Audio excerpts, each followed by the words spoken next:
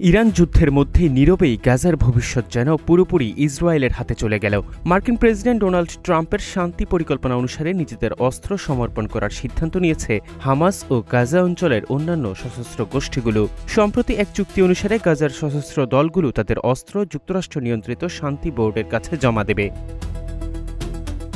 আল জাজিরার এক প্রতিবেদনে বলা হয়, চুক্তির শর্তানুযায়ী আগামী 14 দিনের মধ্যে নিরস্ত্রীকরণের সুনির্দিষ্ট রোডম্যাপ তৈরি করতে হবে। তবে একটি আন্তর্জাতিক যাচাইকরণ সংস্থার অনুমোদন এবং সংশ্লিষ্ট সকল পক্ষের সম্মতিক্রমে এই সময়সীমা বাড়ানো যেতে পারে।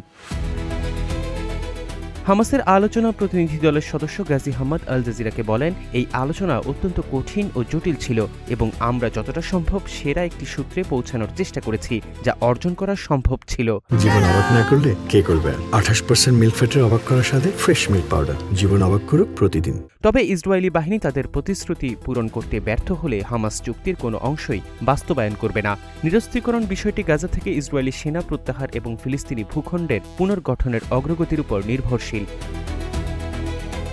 ট্রাম্প এই চুক্তিটিকে গাজার শাসনভার তদারকির জন্য গঠিত সংস্থা বোর্ড অব পিসের একটি সাফল্য হিসেবে তুলে ধরেছেন। বৃহস্পতিবার নিজের ট্রুথ সোশ্যাল প্ল্যাটফর্মে ট্রাম্প লিখেছেন, গাজাকে অবশেষে একটি নতুন ফিলিস্তিনি সরকারের অধীনে পরিচালনার ক্ষেত্রে এই চুক্তিটি একটি গুরুত্বপূর্ণ পদক্ষেপ। এই সরকার ফিলিস্তিনি জনগণকে সাহায্য করতে পিস বোর্ডের সাথে ঘনিষ্ঠভাবে কাজ করবে। একই সাথে ইসরায়েল তার কাঙ্ক্ষিত নিরাপত্তা পাবে, কারণ গাজাকে আর সন্ত্রাসী হামলার ঘাঁটি হিসেবে ব্যবহার করা হবে না।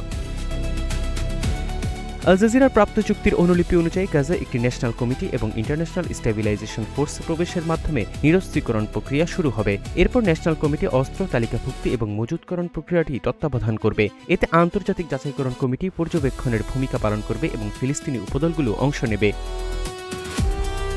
চুক্তিতে আরও বলা হয়েছে, এই নিরস্ত্রীকরণ প্রক্রিয়াটি গাজা থেকে পর্যায়ক্রমে ইসরায়েলি সেনা প্রত্যাহারের সাথেও যুক্ত। কোনো অস্ত্র ইসরায়েল বা অন্য কোনো অ-ফিলিস্তিনি সংস্থার কাছে হস্তান্তর করা যাবে না এবং ন্যাশনাল কমিটি হবে গাজায় অস্ত্র ধারণকারী একমাত্র শক্তি। তবে গাজার আরেকটি সশস্ত্র গোষ্ঠী ফিলিস্তিনি ইসলামিক জিহাদ জানিয়েছে, উপদল ও ইসরায়েলের মধ্যে চুক্তির খবরগুলো সঠিক নয়। বর্তমানে প্রচারিত খসড়ার শব্দচয়ন নিয়ে তাদের আপত্তি রয়েছে।